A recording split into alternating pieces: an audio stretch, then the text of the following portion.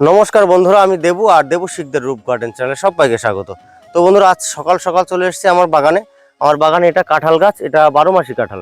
তো এই 12 মাসি কাঁঠাল গাছের চারা আমরা কিভাবে তৈরি করি আর কেমন গাছ থেকেই বা চারা তৈরি করি সেটা আপনাদের অবশ্যই জানার প্রয়োজন আছে। কারণ আপনারা টাকা দিয়ে গাছটা কিনে নেবেন, সেই গাছটা কতটা কনফার্ম বা সঠিক সেটাও দেখার ব্যাপার আছে। তার জন্য সবার প্রথমে গাছের গোড়াটায় আসতে বলবো। এই যে দেখুন, একটু কাছের থেকে দেখাও। এই যে আমি এক এক করে দেখাচ্ছি। হ্যাঁ, দেখো গাছের গোড়ায় কিভাবে কাঁঠাল ধরে আছে, আর গাছের সাইজ এই দেখো, প্রচুর কাঁঠাল ধরে আছে, আর উপরেও আছে। আস্তে আস্তে আরো সব সব জায়গায় হবে, মানে পুরো গাছটায় ভর্তি হয়ে যাবে। এই যে বেশ বড় হয়ে গেছে, ছোট, সব রকম সাইজ। তো কাকা, আজকে আমরা এই গাছের চারাটা কিভাবে তৈরি করলে খুব তাড়াতাড়ি চারা পাবো এবং গাছের কোনো ক্ষতি হবে না, আর এবং বেশি পরিমাণে চারা পাবো।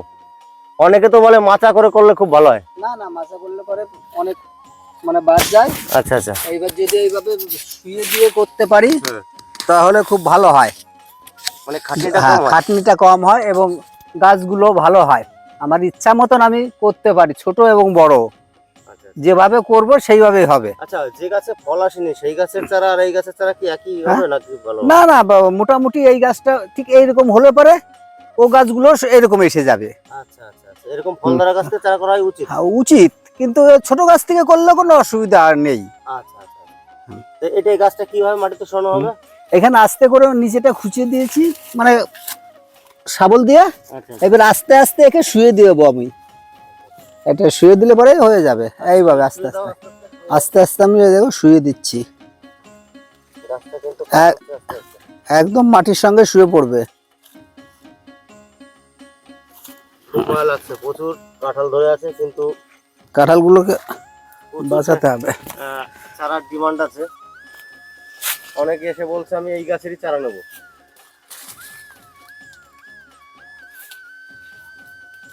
গাছটা আস্তে আস্তে কাট হয়ে যাচ্ছে। গত বছরে কিন্তু এই গাছ থেকে আমরা চারা তৈরি করেছিলাম, সেই ভিডিও আপনাদের হয়তো দেওয়া আছে আমার চ্যানেলে। কাকা খুব ধীরে ধীরে কাজ করছে, বেশি চাপ দিলে কি ভেঙে যাবে নাকি? গোড়াটা ভেঙে যেতে পারে, তার জন্য আস্তে আস্তে করতে হবে।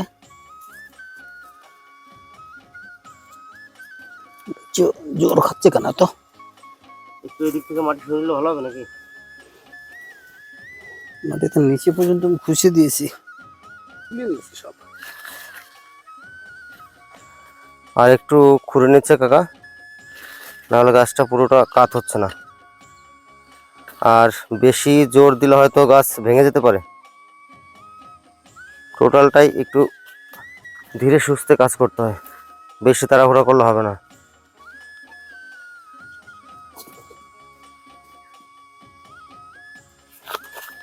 তো গাছটা একটু কাত করা হোক, তারপর আবার আমি আপনাদের দেখাবো। এই খুঁটিটা কেন পোতা হলো? এই গাছটাকে আরো মানে নিচের দিকে নামাতে হবে, আরো নিচে নামাতে হবে।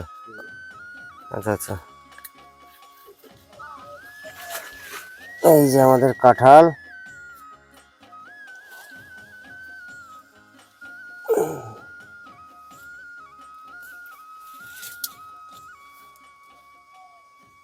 এইটা বেঁধে গাছটা আরো আর একটু নিচু করা হবে।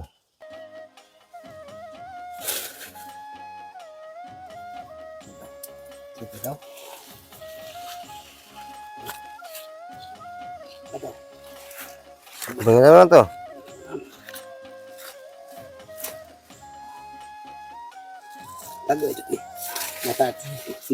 হয়ে যাবে, ধরে রাখবো।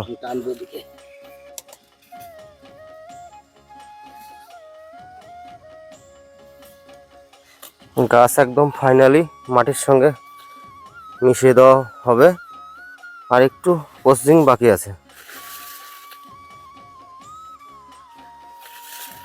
কাকা দেখে নিচ্ছে কোন ডালটা কোন দিকে দেওয়া যায়।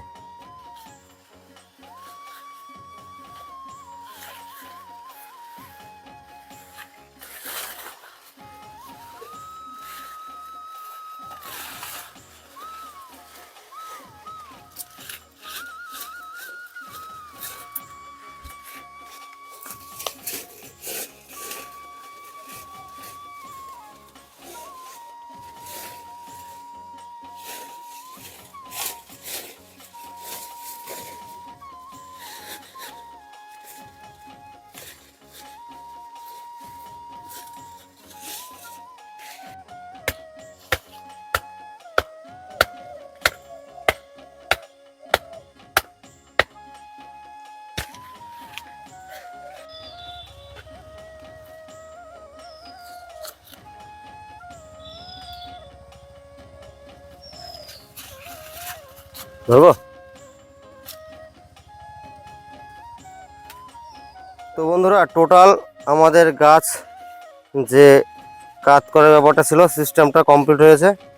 এই দেখুন কাকা এখানে এক জায়গায় বেঁধেছে, এই পাশে ডালগুলো টোটাল কাট হয়ে গেছে। আর এটা মানে মেন এইটা দিয়েই প্রথম গাছটা শোয়ানো হয়েছে। তারপর এদিকের ডালগুলো একদম মাটির সাথে মিশানোর জন্য এখানে বাঁধা হয়েছে। তো কাকা এখন এলাগুলো নিয়ে আসছে। আর আমার গাছটাও তো দেখছেন কত বড়, এই গাছ থেকেই চারা তৈরি করা হবে। আর এই যে এলা মানে বীজের চারা ওখানে প্রচুর আছে, এই যে কাকা ওখান থেকে সংগ্রহ করছে। তো বন্ধুরা এখন আমি আর ভিডিওটা কন্টিনিউ করতে পারছি না, কারণ আমার ডিউটিতে যেতে হবে, মেয়েকেও স্কুলে নিয়ে যেতে হবে। তো কাকা কাজ করতে থাকুক, আমি দুপুরবেলা এসে বাদবাকি ভিডিওটা আপনাদের দেখাচ্ছি। দেখুন প্রচুর কাঁঠাল, খুব কষ্ট লাগছে, কিন্তু কষ্ট লাগলেও কিছু করার নেই, যেহেতু আমার একটা নার্সারি বাগান নয়, তাই চারা করতে বাধ্য হই আমি। বন্ধুরা সকালে তো দেখিয়েছিলাম গাছটা সবে কাট করা হয়েছে, এখন দেখুন কাকা কিন্তু পুরো এইদিকে গ্রাফটিং বাঁধা হয়ে গেছে জোর কলম, অল্প কিছু ডাল বাকি আছে। এবার উনি কিভাবে গ্রাফটিং বাঁধছে সেটাও আমি আপনাদের দেখাবো।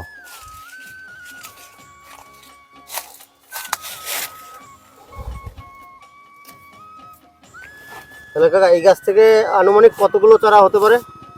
300 থেকে 350 চারা হবে। 300 থেকে 350। হ্যাঁ, আর এই যে হয়ে গেছে কতগুলো হয়েছে? আর এগুলো 225টা 225টা অলরেডি হয়ে গেছে। আচ্ছা আচ্ছা। এবার কলম বাঁধা শুরু করছি, দেখুন কিভাবে কলম বাঁধতে হয়। একদম কচি ডগা, তাই তো? কুচি ডগা, একটু যেন শক্ত হলেও অসুবিধা হয় না। আর এই এলার বয়স তো এই বর্ষায় চারা করা। হ্যাঁ, এবারকার নতুন মানে চারা। পুরনো এলায় কি ভালো হয়? পুরানো বেলাও ভালো হয়, তো সবগুলোই করা যায়।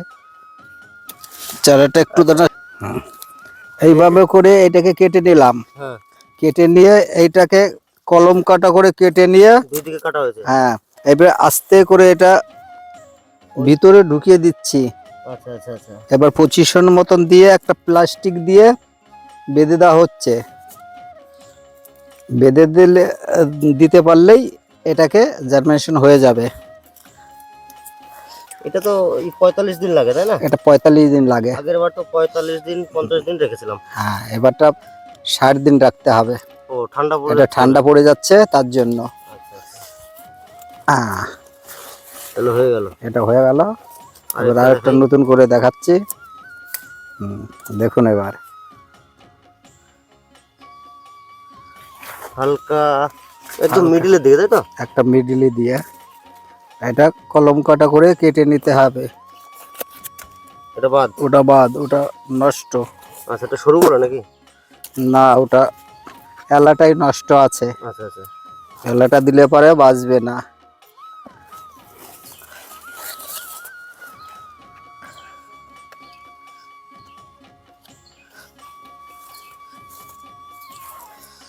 এটা কত পার্সেন্ট কাটা হয় ওই আসল গাছটা?